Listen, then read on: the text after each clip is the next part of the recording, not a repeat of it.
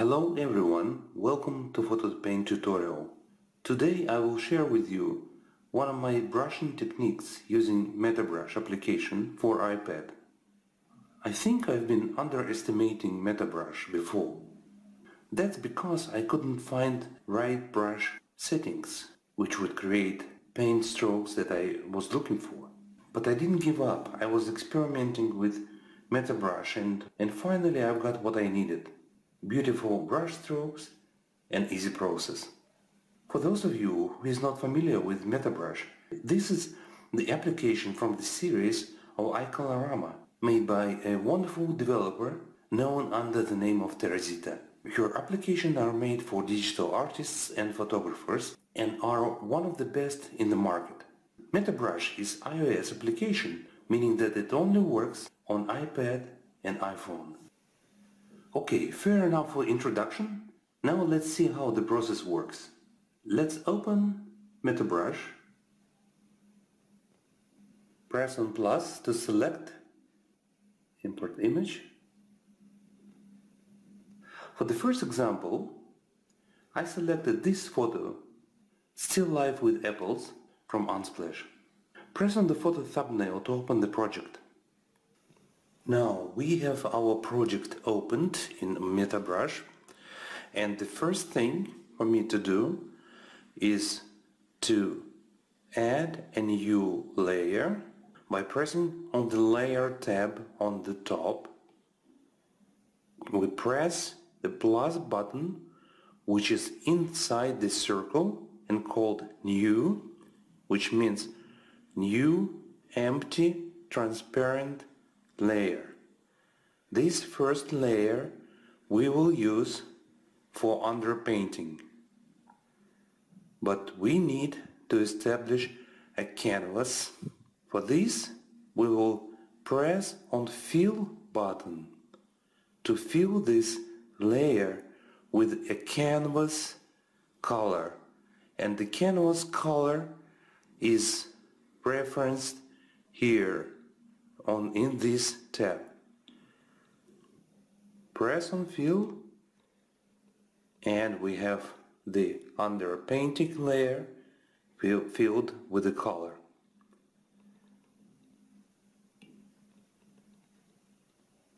The next step is to select a brush category. First, for underpainting, I use the brush category called limited. Now I need to select a brush. The brush for underpainting I use either in VW color category, brush number 4, or sometimes I mix it with some other brushes. I like this one for underpainting, which is Grunge, and I use either number 1 or number 4 or number 7 brush. But let's return and select in W color brush number 4.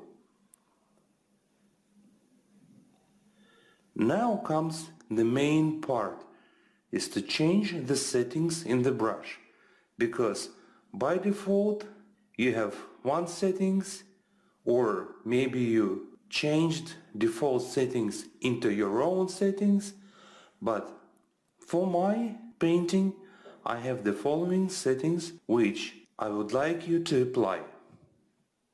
Please remember them, write them down, or make a screenshot, or watch my video again. But these are the settings, and once you've done them, they are saved for the next painting as well, until you change the settings or reset them to the original version. So in limited category I have the following settings for underpainting. In basic tab I have rotation slider at 200.4 for 0. In spacing I have 1.10, 1.12. Here I have 1.11. In color limit 0.25 In Bristol size, it's 0.25 or 26. Next step is variance. Position variance 0.55. Rotation variance all the way to the left. Lightness variance 0.60 or 61 in my case. Dynamics. Rotation dynamics minus 0.40 or 39 in my case. Size dynamics minus 0.20. Opacity dynamics 0 sharp. And extras, structure at 0.15, shadow all the way to the left at 0. Now let's start painting the underpainting layer. And brush size is about like that. No, maybe smaller.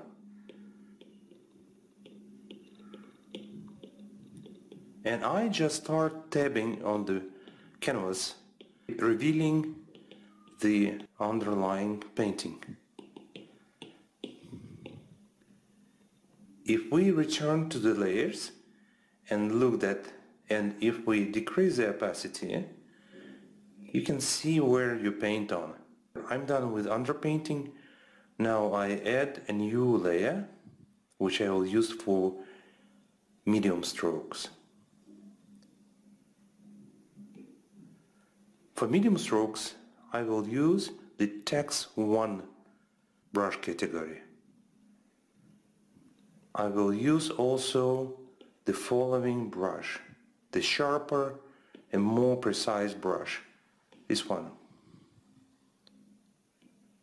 And I will apply its own settings to the Text 1 category.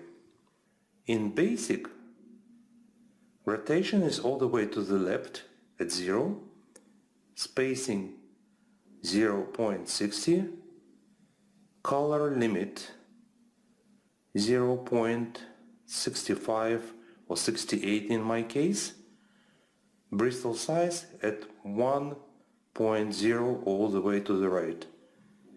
Variance, position variance at 1 all the way to the right, rotation variance, lightness variance all the way to the left at 0.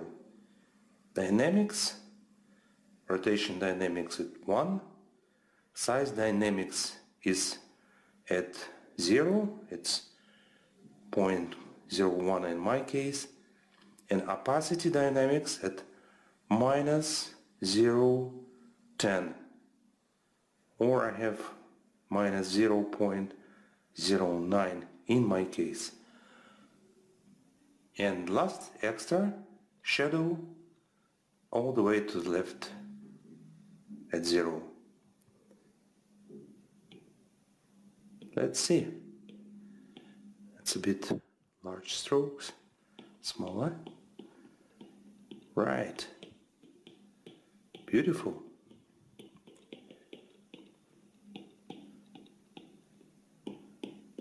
Very beautiful.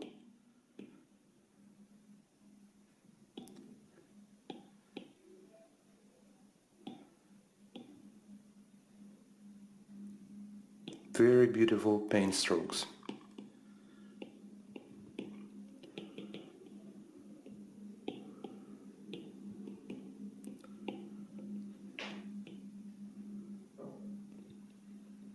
We can take away some lines which we don't like.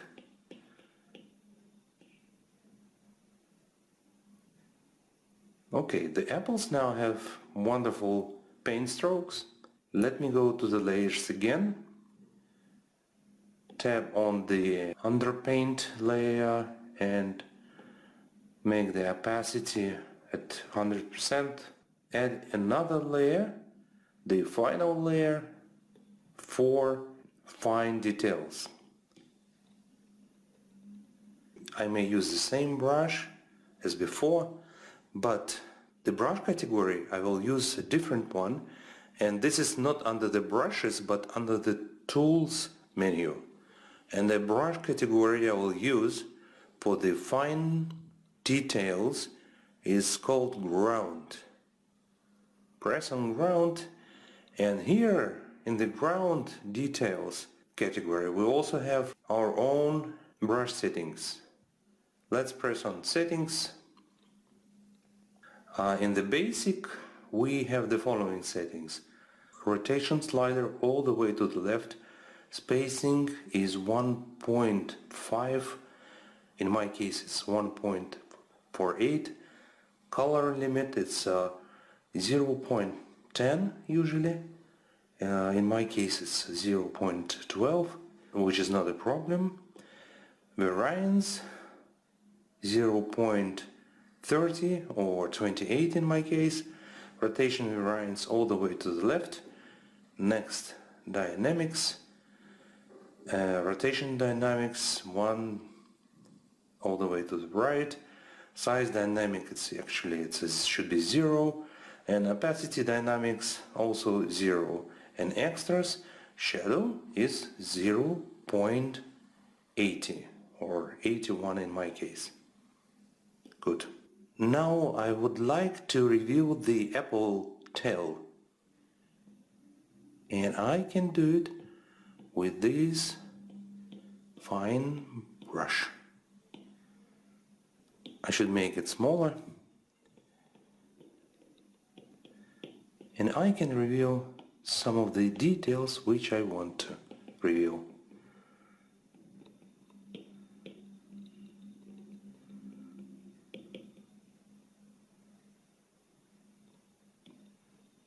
Erase. Not easy, but it's okay. I will have some more examples with this ground and reveal fine details thing in the next two examples in this video tutorial, so stay with me. I also wanted to add some other brush for the background. If I go to layers again and click on the underpainting and then go to brushes and limit it. I don't need to change the settings because they are saved. Same setting as we used before. Now I need just to use the brush. Let me use this one. This interesting brush at Undergrunge, brush number 7.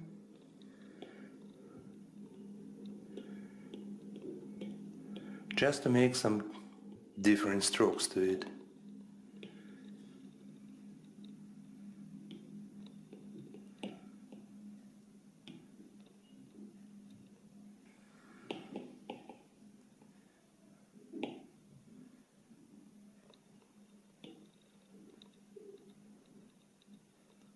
Or this one.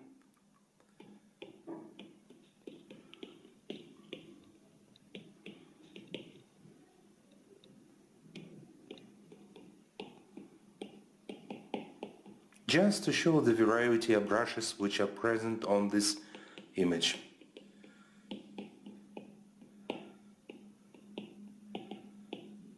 Looks good to me. I think I'm done with the brushes. Wonderful strokes. You can see that the picture looks very painterly. And the only thing we have to do is just to fine-tune the image with our usual post-processing techniques in iColorama. For this I have to press on the Save Share button on the top right corner and select Share. In Share we select Open with App and select iColorama.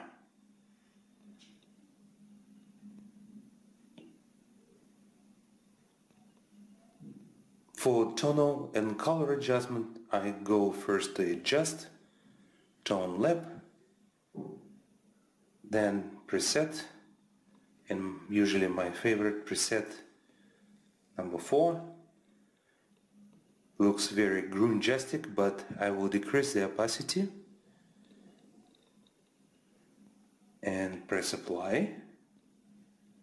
After that I will go to Tone, Enhance, and the first preset looks really nice to me.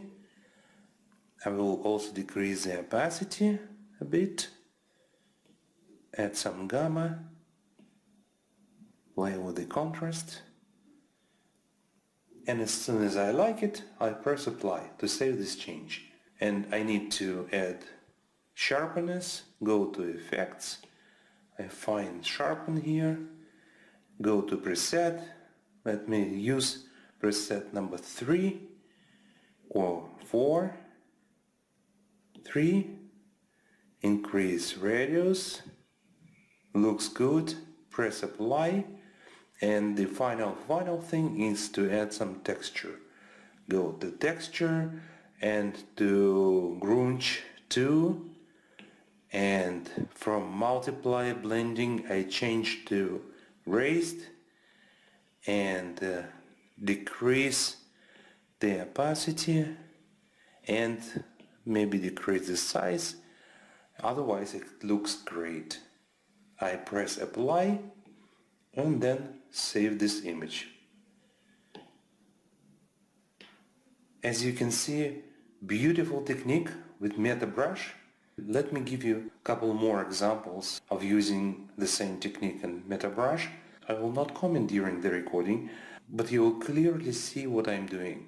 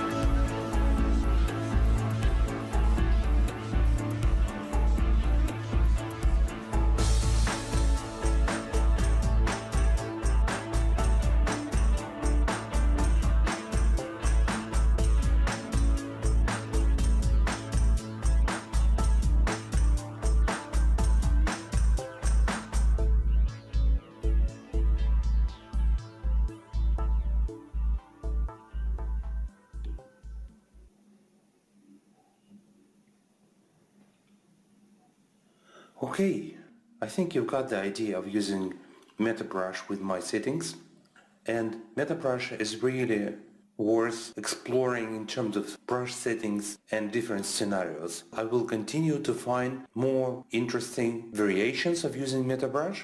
Stay with me for next tutorials. Happy painting. Thank you. Bye-bye.